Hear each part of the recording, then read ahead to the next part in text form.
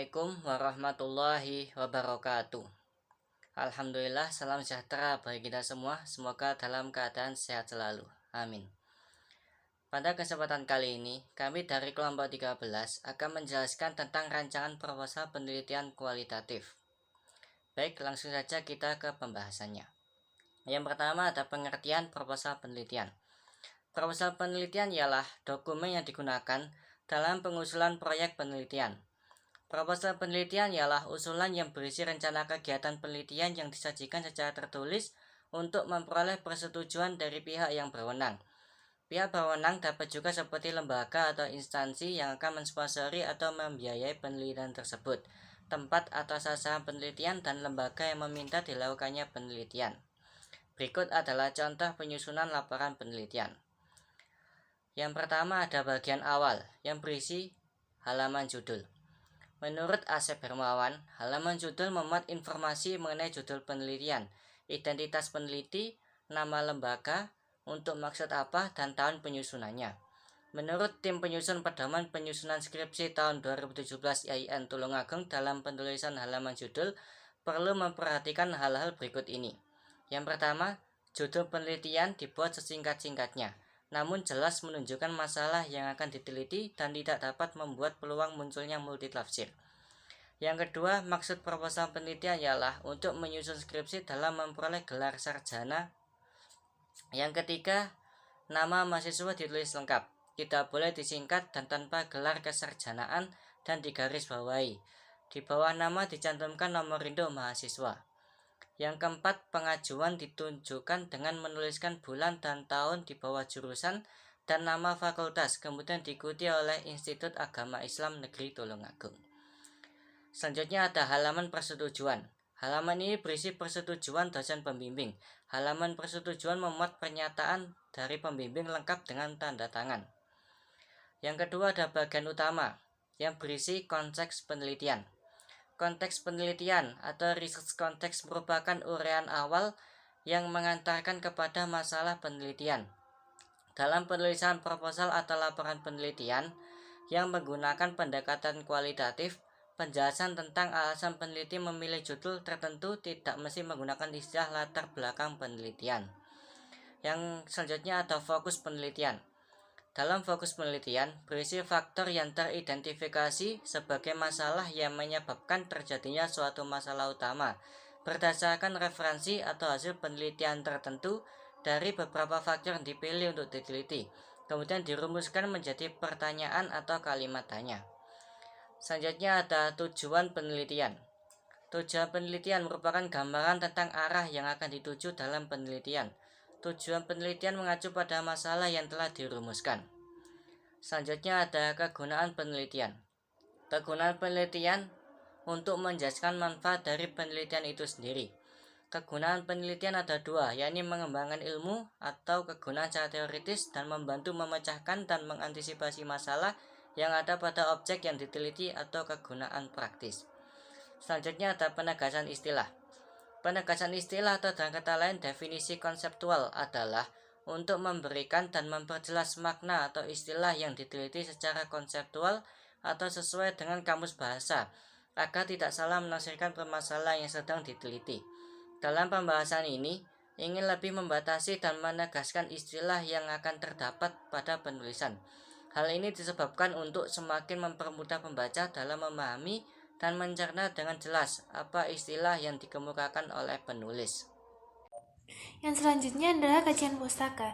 Nah, seperti yang kita ketahui bahwa kajian pustaka ini adalah seluruh bahan bacaan yang mungkin pernah dibaca dan juga dianalisis. Nah, baik yang sudah dipublikasikan maupun dijadikan sebagai koleksi pribadi. Nah, kajian pustaka ini sering dikaitkan dengan kerangka teori atau landasan teori, yaitu teori-teori yang digunakan untuk menganalisis objek penelitian. Nah, oleh sebab itu, sebagai peneliti menggabungkan kajian pustaka dengan kerangka teori. Nah, kajian pustaka ini adalah bahan-bahan bacaan yang secara khusus itu berkaitan dengan objek-objek penelitian yang sedang dikaji. Yang selanjutnya ada penegasan istilah. Nah, apa sih yang dinamakan penegasan istilah? Penegasan istilah ini digunakan untuk memperjelas makna atau istilah-istilah yang diteliti secara konseptual atau sesuai dengan kamus bahasa agar tidak salah menafsirkan permasalahan yang sedang diteliti. Nah, dalam pembahasan ini ingin lebih membatasi dan menegaskan istilah-istilah yang akan terdapat pada penulisan. Hal ini disebabkan untuk semakin mempermudah pembaca dalam memahami dan mencerna dengan jelas apa istilah yang dikemukakan oleh penulis. Yang kedua adalah penelitian terdahulu. Nah, penelitian terdahulu ini bertujuan mendapat bahan perbandingan dan acuan. Penelitian terdahulu ini menjadi salah satu acuan dalam melakukan penelitian, sehingga penulis dapat memperkaya teori yang digunakan dalam mengaji penelitian yang dilakukan. Nah, penulis mengangkat beberapa penelitian sebagai referensi dan memperkaya bahan kajian pada penelitian penulis. Yang selanjutnya ada kerangka berpikir. Apa sih yang dinamakan kerangka berpikir? Kerangka berpikir ini merupakan pemetaan pemikiran yang didasari atas teori atau konsep yang divisualisasikan dalam bentuk kerangka konseptual. Nah, yang selanjutnya ada sistematika pembahasan. Sistematika pembahasan pada bagian ini peneliti menjelaskan urutan-urutan yang akan dibahas dalam penyusunan laporan penelitian. Dan sistematika diungkapkan dalam bentuk deskripsi singkat. Masing-masing sistematika pembahasan ini juga berupa pengungkapan alur bahasa sehingga diketahui logika penyusunan antara satu bagian dan bagian yang lain, karena ditekankan pada mengapa subbab tertentu ditulis dan bukan apa yang ditulis. Sistematika penelitian kualitatif selanjutnya yaitu metode penelitian. Berdasarkan pedoman penyusunan skripsi 2017 IAIN Tulungagung, metode penelitian menjelaskan tentang cara yang akan dilakukan oleh peneliti. Untuk penelitian kualitatif meliputi pendekatan dan rancangan penelitian, kehadiran peneliti, lokasi penelitian, sumber data, teknik pengumpulan data, analisis data, pengecekan keabsahan data, dan tahap-tahap penelitian. Yang pertama, pendekatan dan rancangan penelitian. Pendekatan dan rancangan penelitian ini menjelaskan tentang alasan mengapa memilih pendekatan kualitatif, serta menjelaskan tentang bagaimana orientasi teoretiknya. Peneliti juga harus mengemukakan jenis penelitian apa yang digunakan dalam pendekatan kualitatif ini. Yang kedua, kehadiran peneliti. Kehadiran peneliti menjelaskan tentang fungsi peneliti sebagai instrumen sekaligus pengumpul data. Oleh karena itu, kehadiran peneliti di lapangan dalam penelitian kualitatif mutlak dilakukan. Perlu dijelaskan apakah peran peneliti sebagai partisipan penuh, pengamat partisipan, atau pengamat penuh. Yang ketiga, lokasi penelitian. Lokasi penelitian menjelaskan tentang identifikasi karakteristik, alasan memilih lokasi, dan bagaimana peneliti memasuki wilayah lokasi tersebut. Lokasi penelitian hendaknya diuraikan secara jelas, misalkan letak geografis, bangunan fisik, struktur organisasi, program dan suasana sehari-hari, atau dengan kata lain bagaimana situasi, kondisi, dan domisili keadaan lokasi penelitian tersebut. Yang keempat, sumber data. Sumber data menjelaskan tentang dari mana dan dari siapa data diperoleh, data apa saja yang diperlukan, data apa saja yang dikumpulkan, bagaimana ciri-ciri informan atau subjek tersebut, dan dengan cara bagaimana data dijaring sehingga validitasnya dapat dijamin. Yang kelima, teknik pengumpulan data.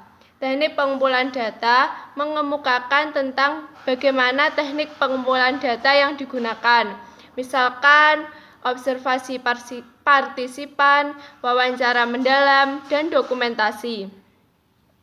Yang keenam, analisis data. Teknik analisis data ini menguraikan tentang proses pelacakan dan pengaturan secara sistematis, transkrip wawancara, catatan lapangan, dan bahan-bahan lain agar peneliti dapat menyajikan temuannya. Dalam penelitian kualitatif, analisis data dilakukan selama dan setelah pengumpulan data dengan teknik misalkan teknik display data, reduksi data, dan verifikasi data. Selanjutnya yang ketujuh, pengecekan keabsahan data. Pengecekan keabsahan data ini memuat uraian-uraian tentang usaha peneliti untuk memperoleh keabsahan data. Agar diperoleh data dan interpretasi yang absah, maka perlu diteliti kredibilitasnya dengan menggunakan teknik-teknik perpanjangan kehadiran peneliti di lapangan, observasi yang diperdalam, triangulasi, pembahasan dengan sejawat atau transferability, dependability, dan comfortability. Selanjutnya, tahapan-tahapan penelitian. Tahap-tahap penelitian ini menggunakan proses waktu pelaksanaan penelitian, mulai dari penelitian pendahuluan, pengembangan desain, pelaksanaan penelitian sebenarnya, sampai pada penulisan laporan. Sekian yang dapat kami jelaskan. Terima kasih.